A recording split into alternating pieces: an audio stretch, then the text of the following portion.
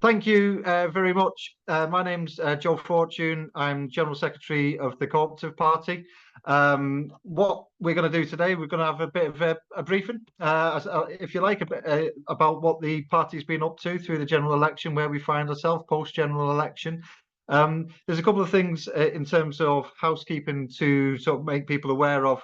We're making a recording of this session so that if people aren't able to join, they can catch up on the content, if you like. So if you don't want to be on, sort of have your image taken, make sure you do have your camera off.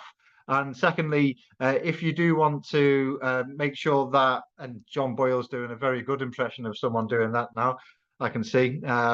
If also you would like to use the closed captioning, please make sure you turn it on at the bottom of your screen as well. You'll see it at the bottom there.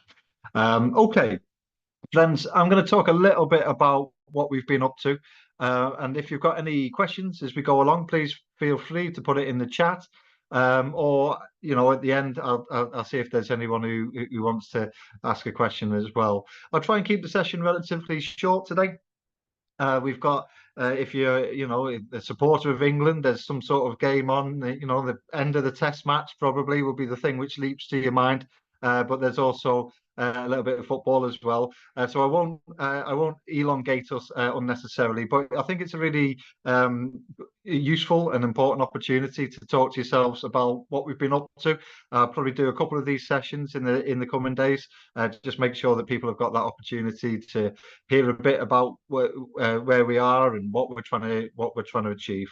But I'm going to start with the campaign itself.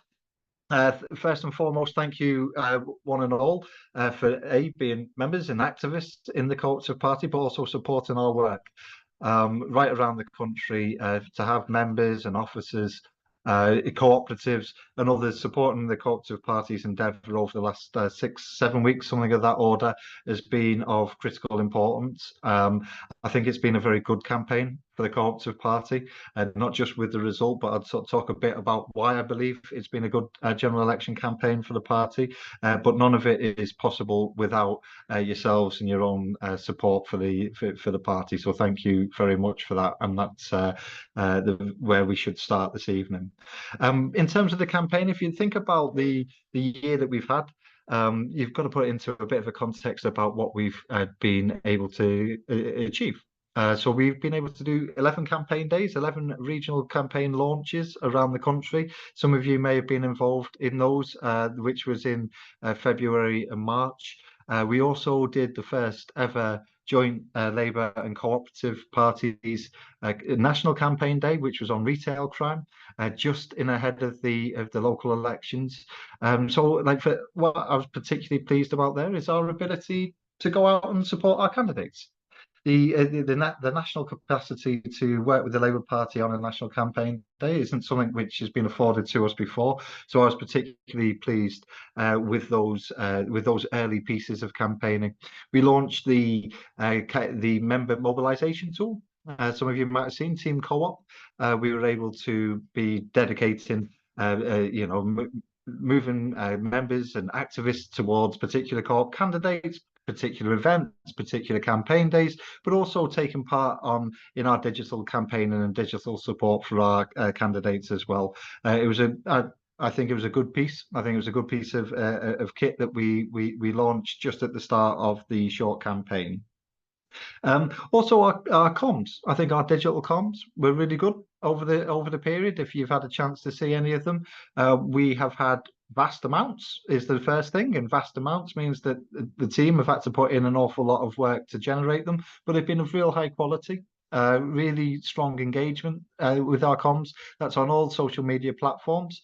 We've taken advantage of TikTok for those who are into TikTok for the first time this time, but we've been also much more heavily tailoring our digital communications to those specific different platforms.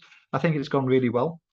We've added nearly 30,000 email addresses to our supporter list through the short campaign, which hopefully will mean that we have new members coming, new people to the cooperative movement as well. So that's been a huge step forward. We've been able to dedicate a little bit more resource to those pieces over the period through the fundraising that we did ahead of the election.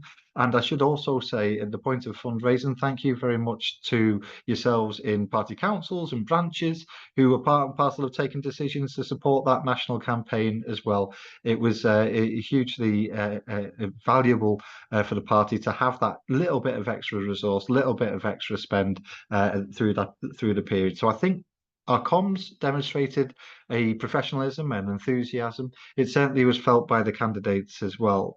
The other piece in terms of visibility will be that we invested much more in campaign merchandise than we've ever done before. So you may well have seen lots of bits of Labour and Co-operative branding on all sorts of other campaign pictures and leaflets and all the rest of it. So I think that our visibility was improved. Over the last sort of 5 elections I've been part here at the Co-operative Party, I think that it was a really strong showing there. I think that I would also say, and it's never something that which we get absolutely 100%, and we always look to improve it. But I think the candidates themselves use the Labour and Co-operative branding well this time. I think it's something that we always look to improve, but certainly I felt that it looked better than previous general elections. So those sort of basic bits of that visibility, that communications, that on the ground campaign, and the mobilization tools as well, I think really put us in good stead for the short campaign.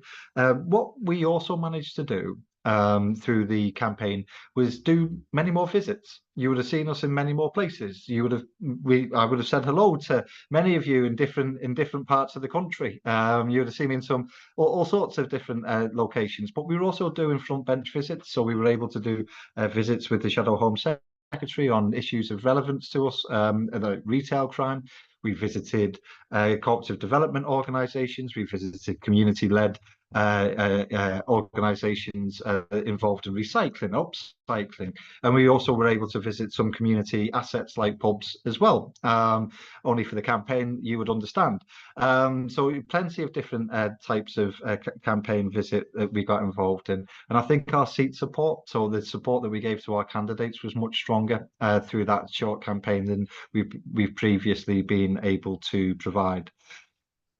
There's some of the basics. But one of the things that I'm particularly chirpy about, or I think the party's done well, is that we focused on 4 really clear missions. We focused on 4 really important pieces of change that we wanted to see. And we were able to do that by making sure that those issues were supported by our sister party. So they were things that our candidates could talk about. They were things that ultimately were also talked about by the Labour Party as well. Those 4 missions may not surprise you now, but those 4 missions were to double the size of the cooperative sector, to have 1 million new owners of community-owned energy in the country through the local power plan, to rapidly increase and better support local community ownership across the country as well. And fourthly, in order to make sure that our work on retail crime did not go unfinished, and to have that standalone offence. So we had those 4 key campaign focuses, and I think that we did remarkably well to stick to those, to ensure that they were things that candidates did support. And as I say, the Labour Party also talked about. I was really happy with those, and they followed through to the manifesto. And at the manifesto launch of the Labour Party, we saw it in Cooperative HQ, a remarkable thing I don't think ever has happened before, but the Labour Party launched their manifesto in Cooperative Group HQ in Manchester, and in that manifesto contained double the size of the cooperative sector, the 1 million owners of energy, the local ownership, and also the retail workers as well. So we really saw our issues being talked about, being campaigned on, and being reflected within that sister party manifesto as well. So I'm really happy about that. I think that is a boon to the party. I think it's something that we always work and strive to try and achieve. But it really did give our campaign nice focus. We were able to do our own priorities launch at Cooperative Congress. Thanks to if any of you were part of that event with us in Birmingham. I thought that looked really good. We went live on Twitter. I think it really showed the party in good light, that particular event. So there were some real standout moments of the campaign. Some real, I think, thought and coordination into what we were doing as well. And it was great to see branches and party councils getting involved with campaign days and supporting candidates as well. It certainly did feel like a collective effort. I know the candidates hugely valued the cooperative party support. I know that they will be, I hope, feeling really good about being Labour and cooperative post-election as well. So there's a little bit about the campaign, a little bit about some of the highlights of it. Happy to take any questions and comments and things that we can do better and get right as well. Because it's not to say that, you know, we were the finished article, because we're on a journey. We're trying to improve our work. We're trying to expand our ambition. Just in terms of some of the raw numbers for friends and colleagues, we stood 49 candidates. Official candidates, thanks to those on the call who were part and parcel of ensuring that they were part of those selections, making sure that our members had that say over who our candidates were. Whilst we stood 49, you know, we did many more unofficial selections. So there was all sorts of Labour candidates in the field who had felt that cooperative party support through their process as well. But 49, we came back with what is a record, I believe, for the Cooperative Party of 43 members of Parliament. I've worked 15 years in this part of our endeavour, and I think that we've got a really strong group. I think that we've got a group full of different types of talent, different types of geography, different types of experience. I think we've got a real opportunity with those 43. And we've seen that being reflected in what is also a record number of ministers. I think most appointments are done now, if not all. We're on 19 front bench and cabinet ministers in the Cooperative Party, which is a remarkable thing for the Cooperative Party, because we shouldn't overlook the fact that we haven't had that many ever before. And if we go back far enough, we haven't had that many. So we have done a remarkable piece to have that 19. We have, I believe, in my view, maybe one of the most senior cooperators there has ever been now, if you look at it in a historic point of view, and others might want to correct me, but Jonathan Reynolds, as the Secretary of State for Business and Trade, President of the Board of Trade, as well as a cooperative elected representative, is probably one of the most senior cooperators there's been. But that aside, that sort of a footnote, if you like, what we have set ourselves up with those 4 priorities, with those ministers, with that parliamentary group, is an opportunity. It's an opportunity, and it's only that, because we haven't achieved the things that we want. We haven't finished the job. It's fantastic that we've got a change of government. It's fantastic we've got a strong cooperative voice within it. But here and now, the party's focus will be delivering on the 4 things that we said we were going to do. Double the size of the cooperative sector, I would say, is the biggest opportunity for the cooperative movement in many years, many decades. This is my view. Others will have a different view.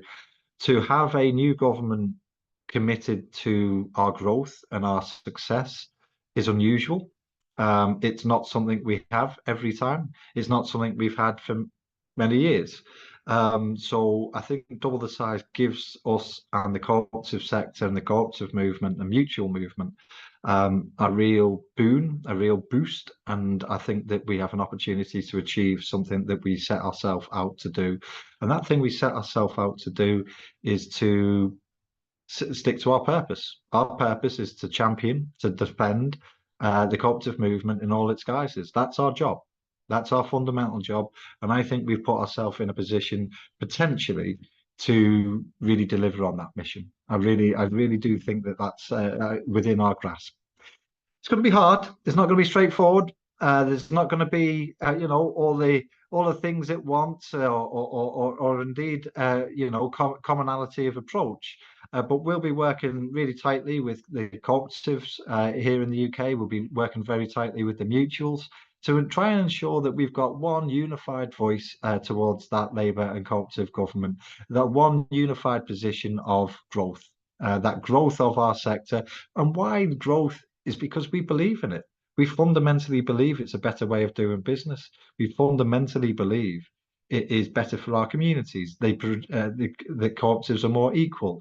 They are more resilient. They are more productive. So why wouldn't we want more? So that belief, that mission, I hope will be the piece which drives us here and now as well. So, friends, that gives a sense of that campaign. I realise I've gone through with a bit of speed, but that's okay, I hope. I've gone through the campaign, I've gone through a bit of the numbers, I've gone through a little bit of what I believe the mission is now.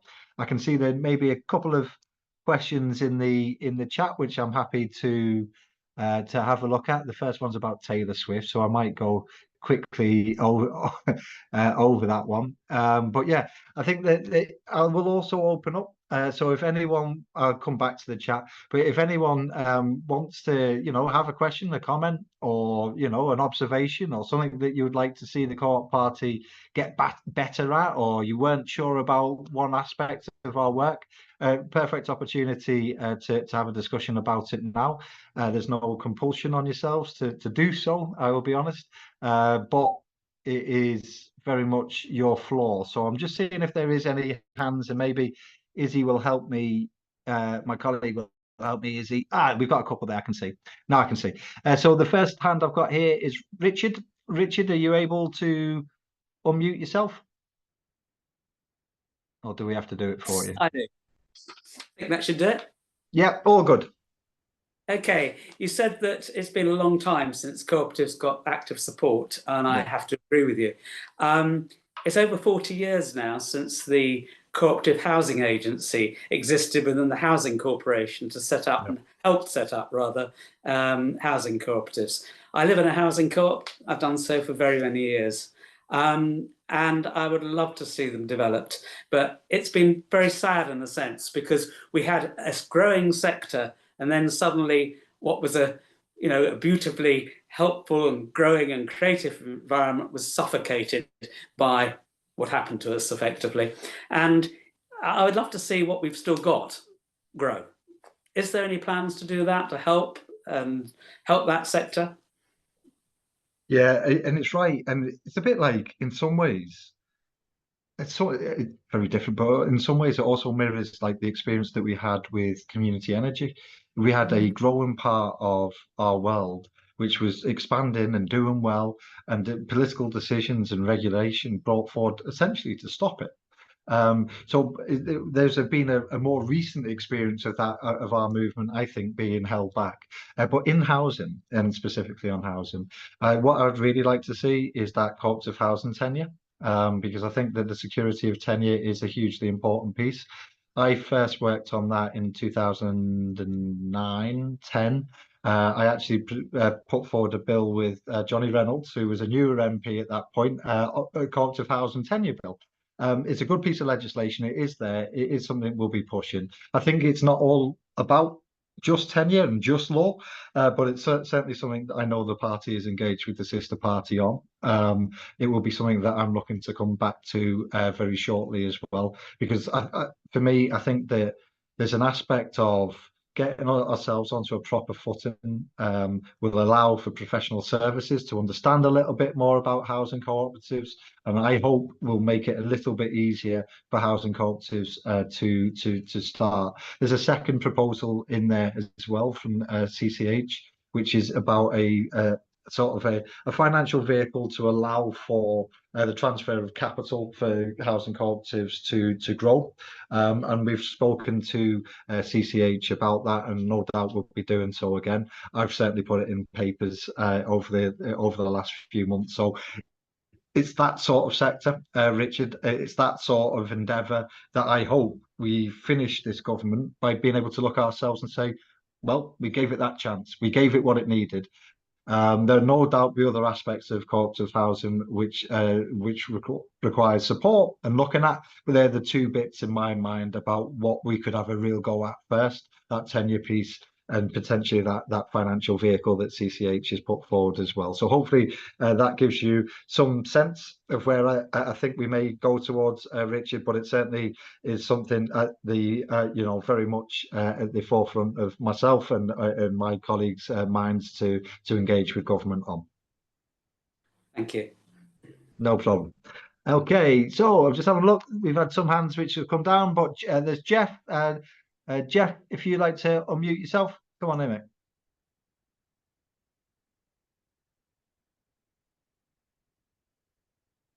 Is he? If Jeff's struggling, maybe we can unmute him. I am trying. Hi, thank you. There we go. All good. I put quite a lot of effort in before the election, managed to get our Labour candidate elected, first woman ever in Carlisle, and certainly John Stevens had been there a long time representing the Tories. So that's great. But my question is, I'd be interested to have a conversation with our newly elected MP about, and is it possible for an elected Labour MP to say, and actually what I'm now going to do is join the Co-operative Party. I'd like to be a Co-op MP as well. Thanks, Jeff. Look, that is something which has changed a little in recent times. So if we were to have this, if you were to have asked me that question any time up until about last year, I would have said regrettably not.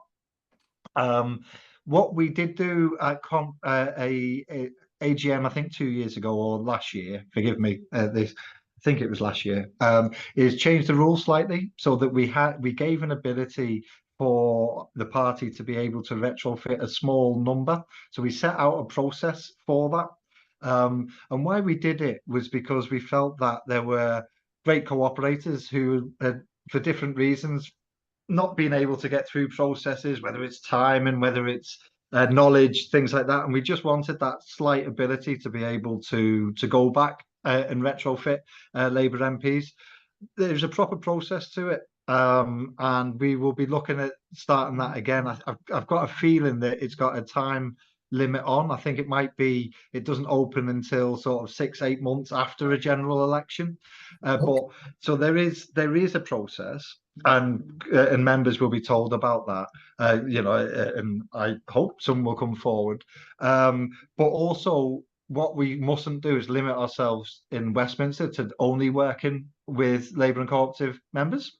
We've got to be open-minded. Some of the Labour ones are all right as well, and so I've heard.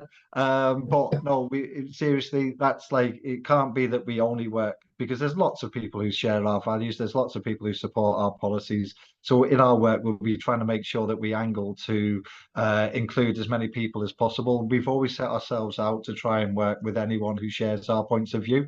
And we've done that successfully over a number of harder years. And I'll be maintaining that sort of approach. But yeah, there is a slight process there. Why we limit it to a degree is because it comes with some finance.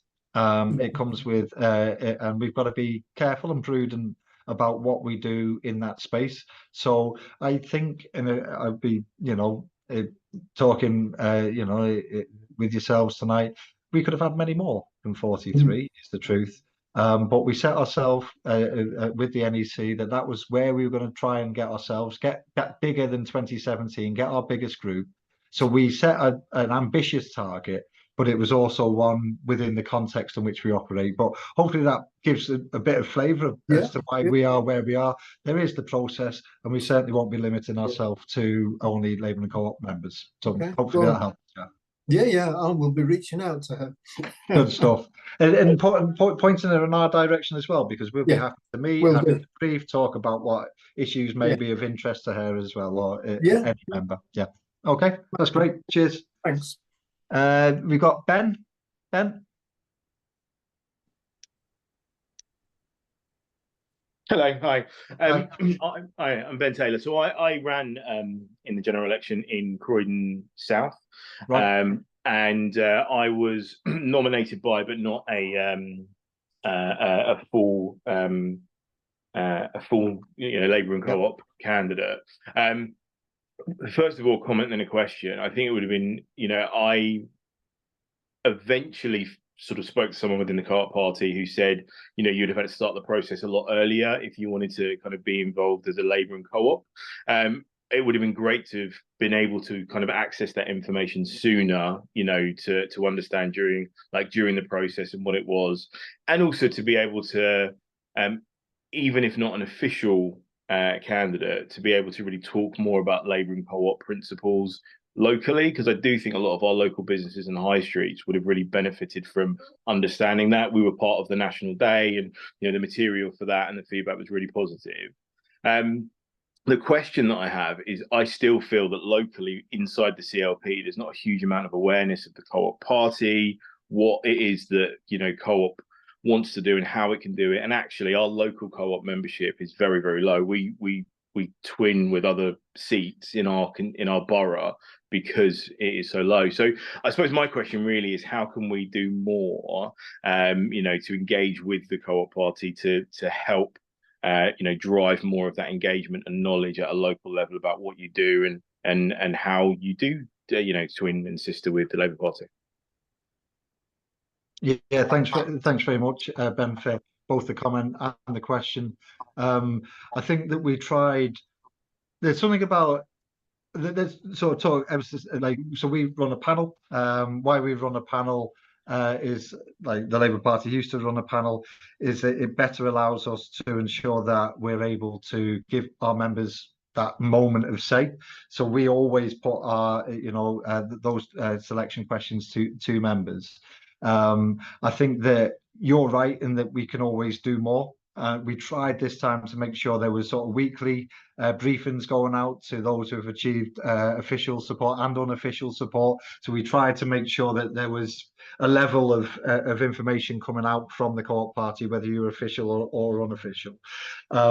There's always a slight resource matter for a smaller organization that we have to manage, but our ambition is to do more than we manage this time as well. It stands to reason that that's what we should be doing. In terms of the and thank you very much for putting yourself forward to Co-op Party members to be a candidate, and thank you very much for obviously all the ridiculous work that you've just gone through. You're doing well to stand by the look of it, which is remarkable.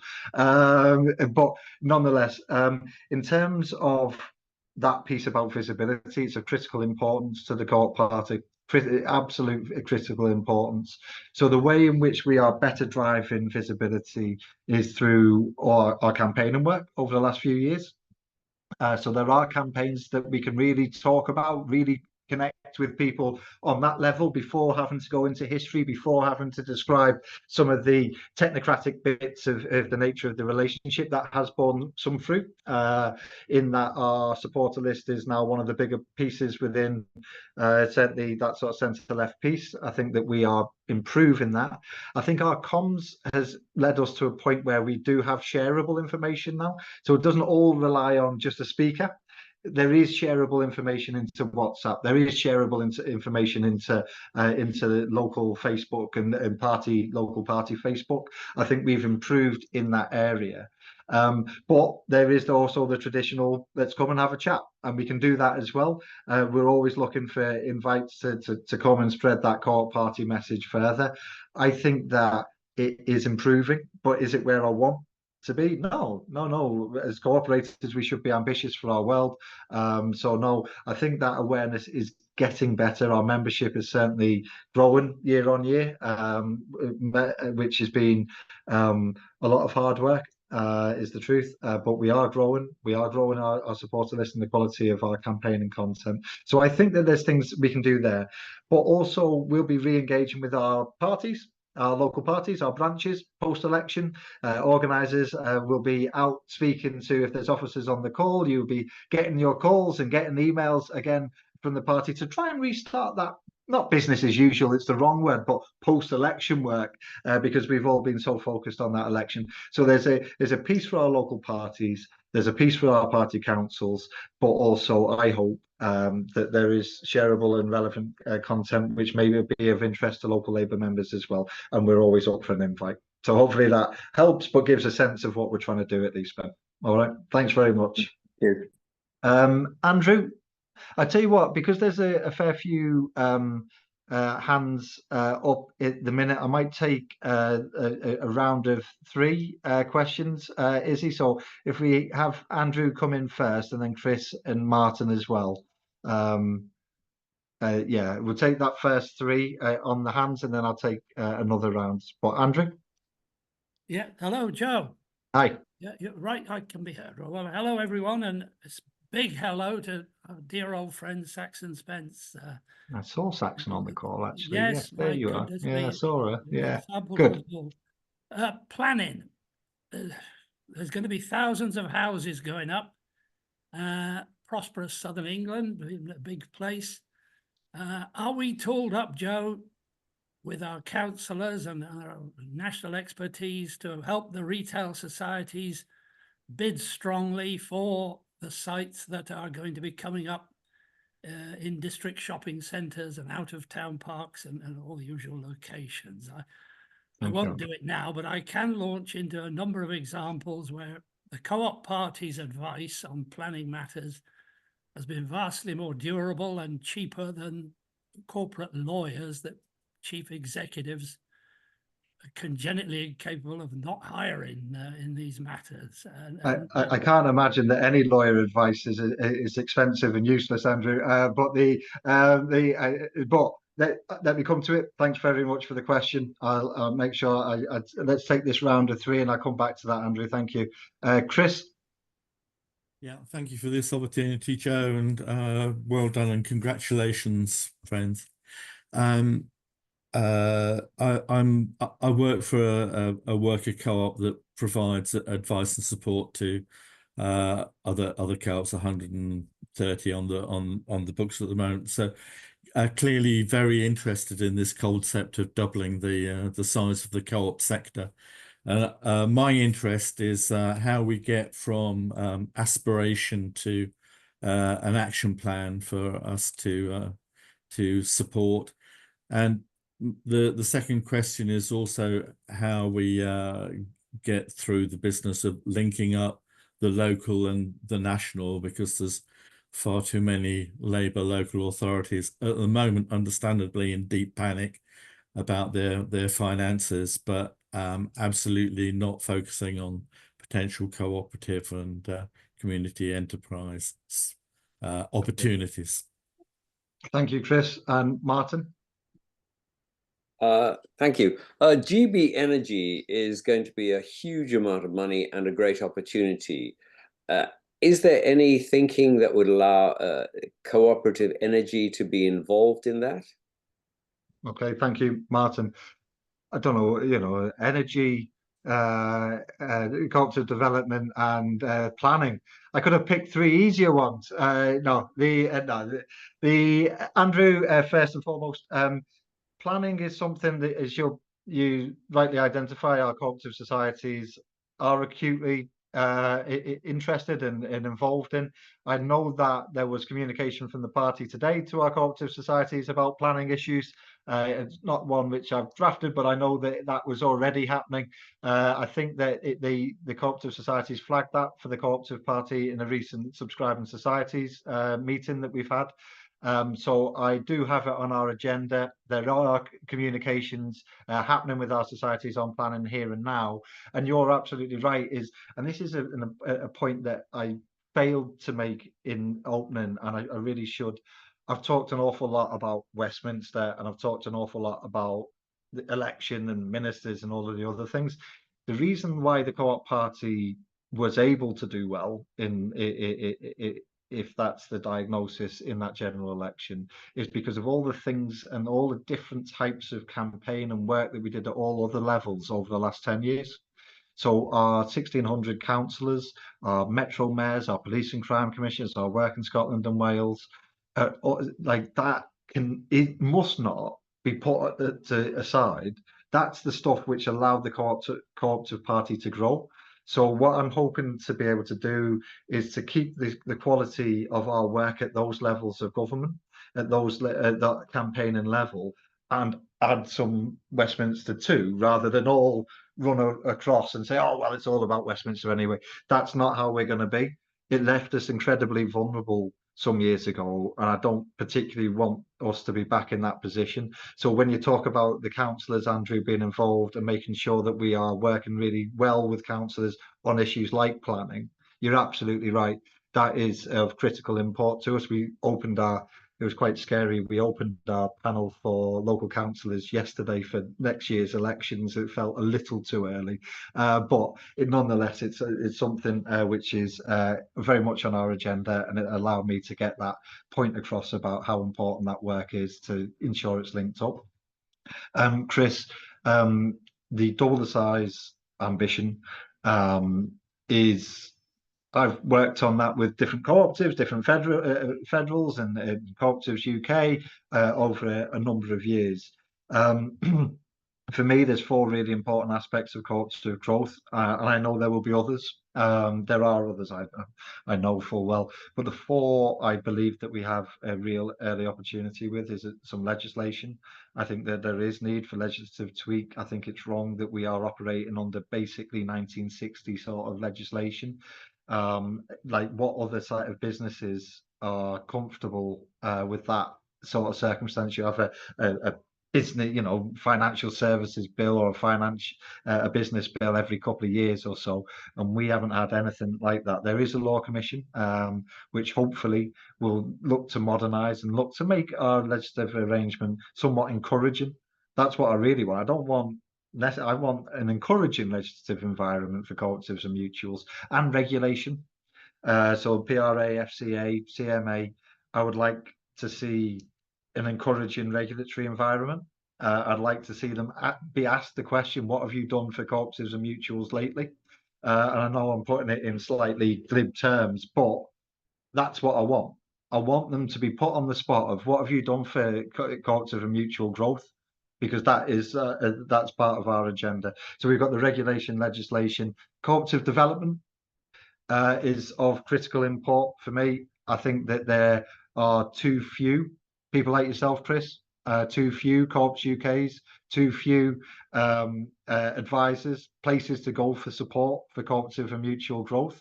I think, I say it quite a lot. The British state doesn't spend £1 developing a co-op, and I think that's wild. I think about how many pounds the British state spend developing other types of business and giving other types of business support, but I think it's wild that we don't spend £1 on it.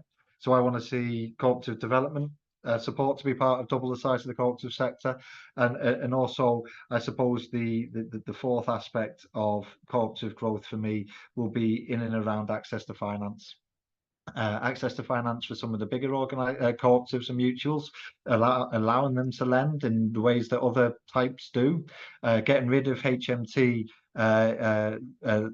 upper limit on individual investment in cooperatives, but also making sure that we've got something for small, medium-sized cooperatives as well, new cooperatives, and access to finance. So they're the 4 pieces before we start talking about some sectoral pieces as well, because those 4 bits for me are about setting the conditions for cooperative growth. Then we've got some sectoral pieces as well. And I just wanted to say one thing about our responsibility there, and it's something I said to Cooperative Congress, which is that I think that the cooperative movement sector, family, has a responsibility to go for it as well. I don't think that we're a group of people, that we're a group of organisations which sit and wait for things to happen to us. That's not really in our nature. So I believe that there's a role for us in adopting and being confident about that need for growth and being part of it as well. So there's the sort of 4 parts to it. Ourselves will be talking an awful lot more. There'll be an awful lot more sessions like this. There'll be an awful lot more meetings as well, specifically on double the size and growth. But there's sort of the outline sketch of it. And it takes me on to Martin's point as well. Martin, I think that the Labour's local power plan, which is the designated #1 priority for GB Energy to deliver, is something that the Cooperative Party worked on. If you look at that local power plan, it talks about 8 gigawatts of community-owned energy to be produced by GB Energy. 8 gigawatts is 2.5 nuclear power stations, I'm told. I'm not someone who knows too many things about gigawatts, but 2 or 3 nuclear power stations worth. It would be 1 million owners new owners of energy in this country, and that comes with some of the regulatory tweaks that we need for community energy as well. So I think I'm right in saying that's a £3.5 billion programme over the Parliament. £3.5 billion talking about community developing community-owned energy. Best not be £3.5 billion talking about it. So there is a really strong piece on community energy, and it goes back to what I was saying to Chris there about that there are sectors as well, so there is clear cooperative growth potential in that energy. We'll be working to try and make sure that we see that local power plan delivered. It was what's been promised. No doubt there'll be twists and turns, there'll be hard pieces, but we'll be working to try and promote that because it's a blooming huge thing for community energy. So I hope that helps yourself, Martin, as well. Okay, thanks. So we've got 3 more questions, definitely. So Geeta, if we can have Geeta, and we've had Maureen and Saxon as well, please. Hiya. Hi. So my point was around education and awareness of co-ops. Yeah. And in your little intro, Joe, you talked about, comms and social media. So your comms team have been putting out, the people who've been successful and the positions that they've gained. And there was one particular woman whose name started with Baroness, and then the comment underneath it was, "Oh, it's just all these privileged people who are getting these roles." And I didn't have the time to research this woman, because obviously there are people who, they're there not because they were part of the privileged class, but, they gained the experience to kind of get into the Lords. So there's a bit of, I just thought, education and awareness to even respond to something like that. But just that general point, I mean, I am operating in Wolverhampton, and we did have a session a few months ago, which was around introducing co-ops to people, and the person doing the work said, she found it to be a desert in terms of there wasn't any cooperative activity apart from the retail thing, and I think that's a real pity. And I think a lot of it is to do with the fact that people just don't know that there's a different way of doing things. I think this is, and when I was saying earlier, Geeta, about there are other aspects of cooperative growth which I didn't go into in those 4. Like this, education would be one of the obvious parts. For my money, what I hope that we are able to do is to stimulate demand and growth, which leads to education. Now, my issue has been a little bit, and I don't think that there's a unified. I don't think everyone agrees with me on this. I'll be honest, but I felt that we had to show that we were a relevant part of future public policy in order to get people interested in us again, and then we can start to talk about, well, look, now you've got to do that cooperative education piece as well, because look, this is going somewhere, this is happening, and that doesn't decry from the point that you do need it, you do bloom and need it. But what I hoped is that, if there's 1,000 new energy co-ops, 2,000 new energy co-ops, all of a sudden there's 2,000 more opportunities for someone to find out about it, to find and to take that journey into it. So I sort of, I've tried to take that approach, because the way that sometimes it goes is it said that should be on the national curriculum. And it's like that, and there's logic. There's other things on the national curriculum which is strange, and I've tried to say that we have to stimulate that demand for it to be on. It can't just come from ourselves. We have to be able to demonstrate that this is a relevant part and a growing part of our economy, and then I hope that some of that basic education comes along. Now, what we try and do in the party is a slightly different piece. So what we try and do is to ensure that our campaigns are relevant to your life, to the things that we care about, the things we see outside of our front door, and we try and introduce that cooperative dimension to what that solution could be. So we try and bring people on a journey in towards the cooperative movement, in towards the cooperative party, rather than trying too early to try and get all of the information which we love and is in our heads for someone else to take in that first sort of moment of discovery. I think that may be a way that the movement could operate into the future. That's how we've managed to achieve more eyeballs, more people, more things happening. But I know that that's not a unified position about that education piece. But that also goes to the point I tried to make before. I'm sorry, I think it's a really important point, Geeta, so I'm sort of giving it a really full answer. You might think it's too full an answer, but it goes back to that responsibility piece on us in the movement. So we can't do the legislation. You know, others do that. You know, people in those decision-making tables are involved in that. That regulation, potentially the access to finance as well. So what's our responsibility within that? As cooperatives, as mutuals, as people involved, is part of that education. That is something where we do have an ability and a role in my mind. I'm heartened to have seen in recent times some of the bigger building societies, some of the bigger mutuals starting to talk about their mutual status, starting to talk about being different. I think we'll see more of it, quite frankly, in the coming years. And I think that has an ability to drive awareness where, you know, others of our size will struggle, you know. So we've got to carry on making sure that we've got quality content, quality ideas, quality activity. And I hope that the rest of that cooperative economy thinks there's something in that for us as well. Because even like a nationwide advert is seen by obviously tens of millions of people, you know, and they're talking about their status. And now it's only one example. Of course, there's other types of cooperative and mutual, but that's, I hope, part of that education as well. Peter, hopefully that helps in terms of the thinking, but I know it's not a settled position, as it were. Then we got Casey. Oh, sorry, I was going to take a round of three, but you asked such an important question. I jumped in with the answer, so forgive me, Casey, for delaying you. Casey. Right, thanks, Joe. You were quite right in describing the 43 parliamentarians as an opportunity. The trouble is with opportunity, it's a door that's open, and sometimes you walk past it rather than through it. The parliamentary co-op group has no great history of meeting very formally or very often. Would you not suggest that now that in the light of the outgone Assistant General Secretary, Emma, didn't she do well,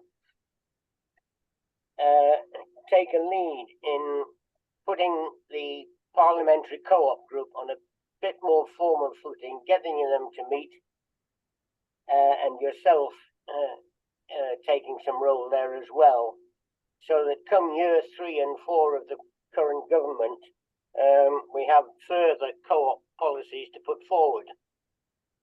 Yeah, and thanks, Casey. I wouldn't take exception to your wider point. The group does meet monthly. No, it does. I go along to it. So I know it does. I've sort of run it. But the central point is really important. Is in that, do we need and want more from it? Yeah, I think we do. So I don't think that we are where our limit is or our ambition is within Westminster. You're absolutely right about that piece about opportunity, because opportunity can go, you know, you can miss opportunities or they can be taken away from you. I will be working, and the organisation is very focused on ensuring that we support our newer and existing MPs better than we've done in recent times. And I say that as someone who's been employed to do it over the last 15 years. So I know that we can do more. That's not to denigrate colleagues or denigrate activity. I just know we can do more, so that we will be doing it.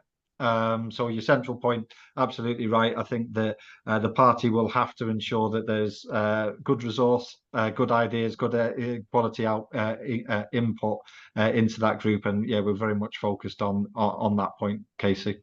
So it's a point well made. Thank you. We've got Maureen. I can see Maureen. Hi, thanks. Yeah, my question was around schools and education, because I believe there's certainly a few years ago there were some co-op schools. Yep.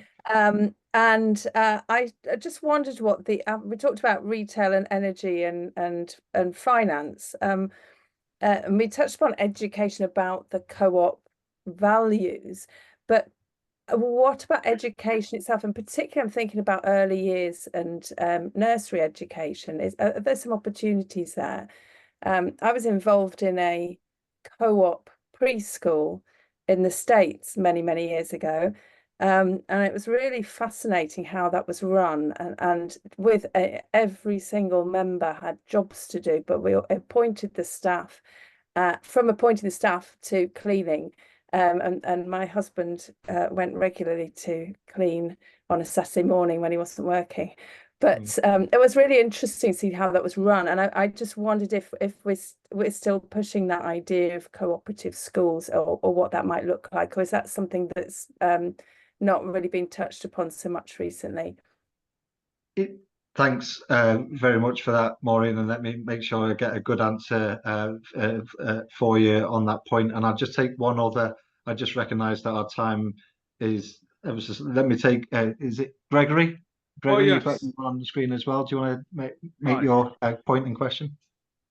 Hi, Joe. Nice to see you. Nice to see everyone, and congratulations all around. Yeah, and I'll nice to grab see the you. opportunity to congratulate those who probably didn't get across the bar first.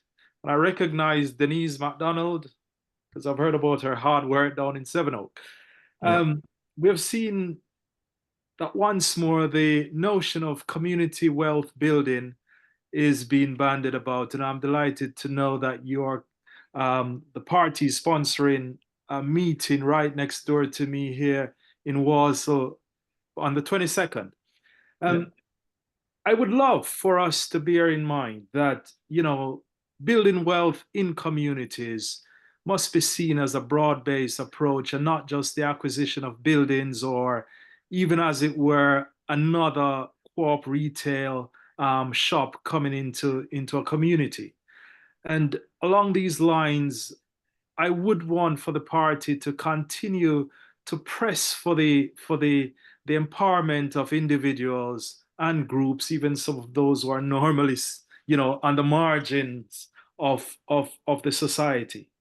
And this certainly would go far away in building our visibility, because I still get asked, so is there really a core party? What does a core party do? How many members have you got? How many members of parliament have you got?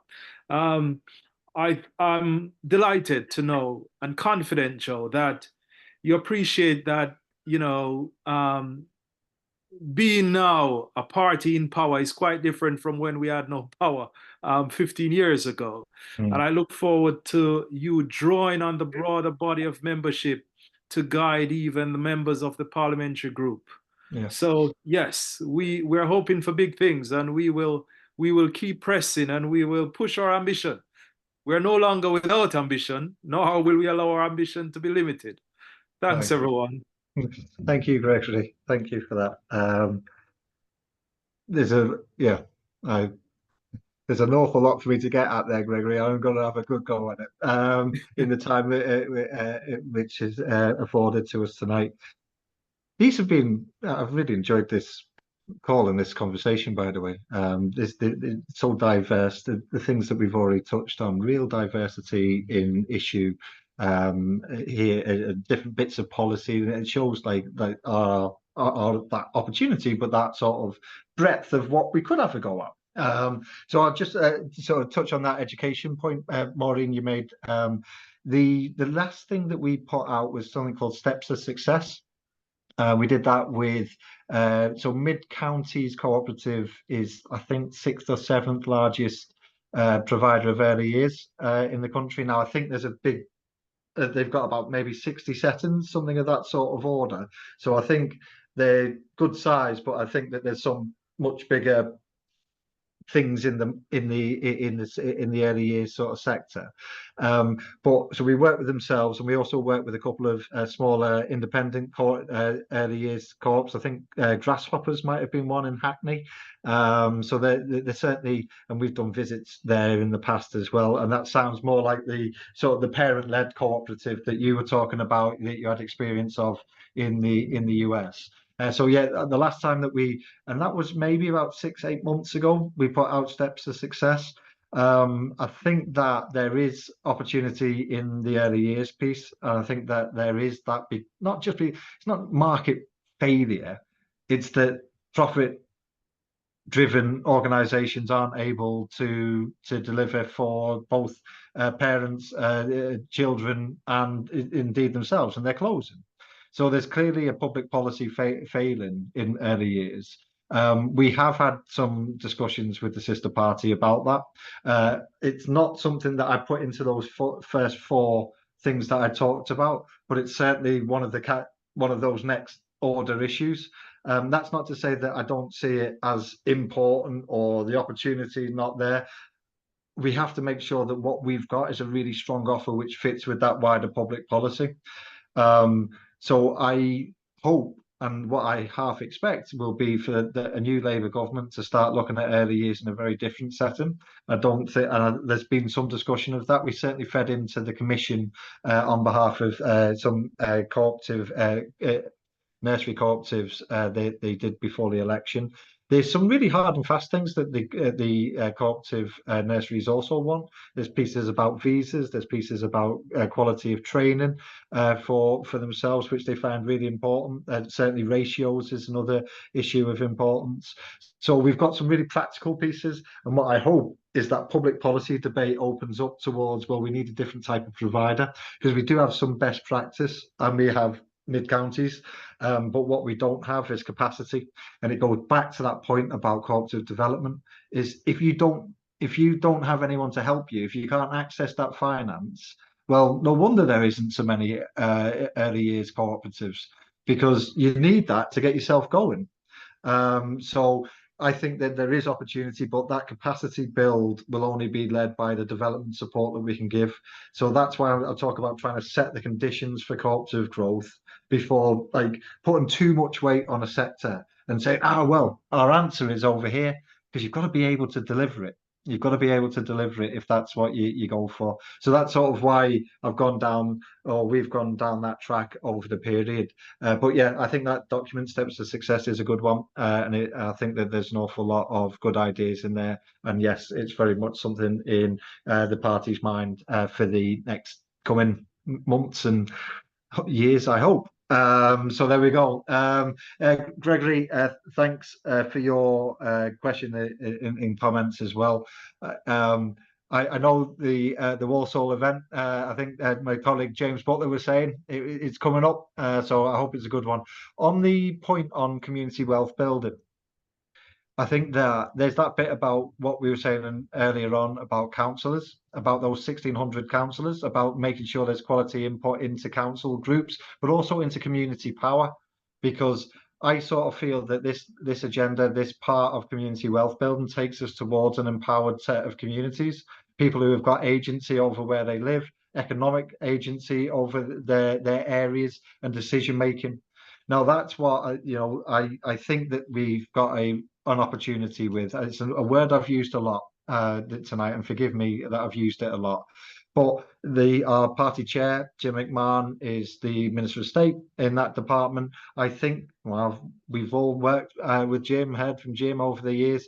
I think that that's something that he will have in mind, because I think that wealth building isn't, you're right, just about buildings. It's not about asset transfer. It's not just about asset transfer. It's not just about saving assets, which were really important to the community. That's important, but that power and agency in community will be the bit which will make us a better country. And that's the devolution of power and decision making beyond the town hall, but into community, is a really important aspect. And I think it's right to have picked it up. I know it's something that Jim has in mind. It's something he's bending my ear about already. There are some really good organisations out there. There's a putative Community Power Act, which I think is a good piece. I think there's some interesting aspects in there, and I think that that's one aspect that I hope that will work really well with our local government elected representation as well, because I think that that's where it's going to come from. I think that government, Westminster government, Scotland and Wales can set conditions for community power, but I think it's up for local government to really seize and drive in the way in which they know about where they live best. I would also like to see the Labour Party put more value on community power as well, and within their own structures. And I think that would be a really interesting shift, but that's probably a discussion for another day. You know, that's how I've sort of got it in my mind. We've got some great councils doing aspects of community wealth building. There's some standout councils who've got all sorts of pieces on it and attraction on it, but there's some councils who are just doing it as well. You know, they're not always with the fanfare, but I certainly know there's plenty of cooperative councillors around the country who've got it in mind. So hopefully that helps and gives a sense of where I might think we're up to. But Gregory, the last point that you landed on in terms of that collective engagement, that collective piece, I think it's really important for the party to hold really dear. I think it's something that the Cooperative Party has done well over the last few years, last number of years. It's how we've set up. But that's going to be an important part for us going forward as well. So thanks for the question and comments, Gregory. I've got just two last hands, and I recognise that I'm just a little bit over in terms of time. So and I've got Bryn and Saxon, and I'll just take those two, and then I've managed to get everyone in, and we haven't delayed anyone too much this evening. So have you got Bryn? Yeah. Okay, Joe. Thank you very much. I'm sorry if you can't see my face. I'm okay. I'm calling in on my mobile, and it's not very user friendly. No problem. But you may remember you came to on Bath and West party, and you may remember you kindly came and talked to us about 18 months ago. My question is really about that. Our secretary has wasted a lot of time trying to get co-op party MPs to come and talk to either our party or a combination with other local parties. I mean, most cases, well, all except the Welsh case, he's met with a brick wall. They've either not replied, not responded, or they've promised and nothing's happened. I wonder if we could. Is there any way we can set up a sort of formal process now we've got so many MPs by which requests go in from local to and then to get people to come, because they really should come off, and because that will help us increase participation and engagement of members and boost membership as well, I think.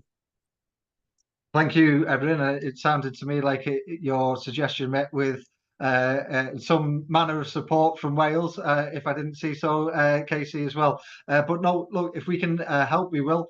So make sure that both your regional organiser in the first instance, but also officers, national officers involved in our work in Westminster have got those requests in mind, and we'll definitely do our best to ensure that we can make those things work. There are plenty of times where it does work, and there are those meetings, but we are always looking for more, Bryn, and dare I say, having slightly more might help, you know, so widen the load, I hope, for some of our parliamentarians. It's something that we would be looking to be supportive of.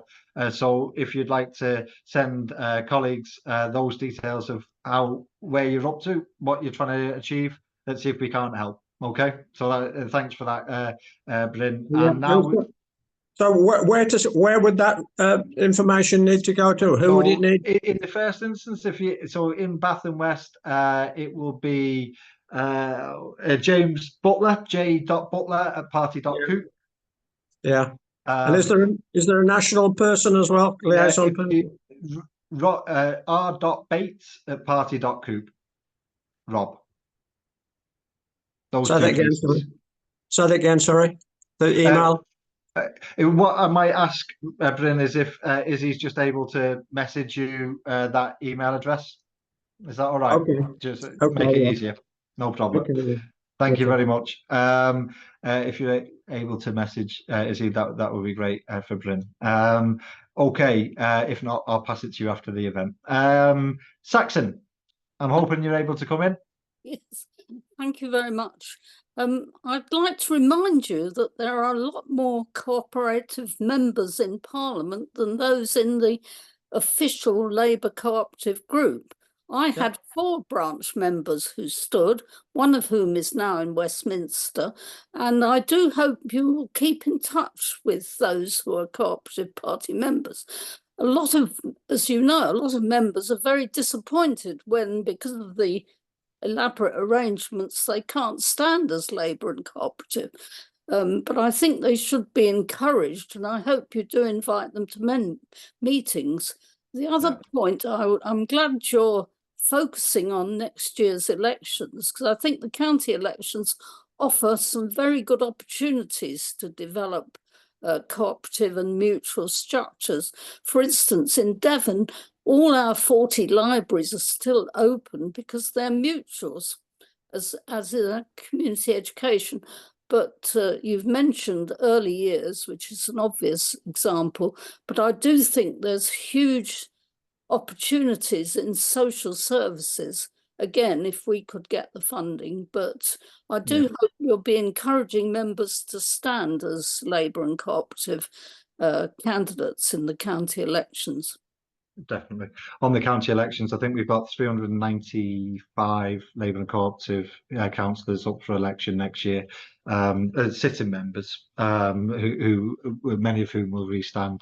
But let's hope that we have many more candidates than that as well. As I say, I think the first tranche of invites and emails may have gone out just yesterday or the day before, and it's something of critical import to us.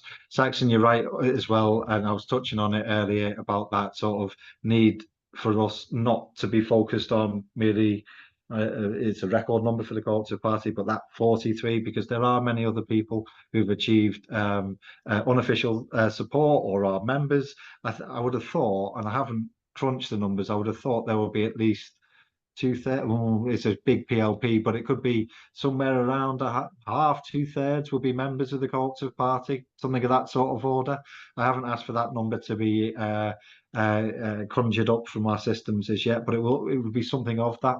And you're absolutely right that we've got to work as much as we can with as many like-minded cooperators as we do. What we've been doing over the period is every second month, non-co-op party members, non-co-op MPs, but party members are also invited to the group. So maybe that's something that the new Parliament will be doing. So those invites do go out every second month. And no doubt that'd be something that this group looks to do as well, to have that outreach, not to be an insular organisation in the PLP. So yeah, hopefully we'll be doing as much as we can with as many cooperators. So thanks for that, Saxon. Okay. Thank you. Friends, I recognise that I've run over. Thank you very much for attending, but also thanks very much for your contributions. I hope it's been useful for yourselves, but also it's been incredibly useful for me. I think that was a real demonstration of the energy and enthusiasm within our membership and the creativity about the types of activity that we can get involved in. I hope that we can work together over the time that we have ahead to ensure that we leave the Cooperative Party and the cooperative movement in a better state than the Conservatives have done to us over the period. I can see that I'm having people tell me about the football in the chat as well. So look, thank you very much for attending. I will be running other sessions like this, of course I will, and we'll be getting back to our regular Co-op Live in the coming weeks as well. So thank you everyone, and see you soon. All right, cheers. Thank Bye-bye. you. Bye. Great meeting.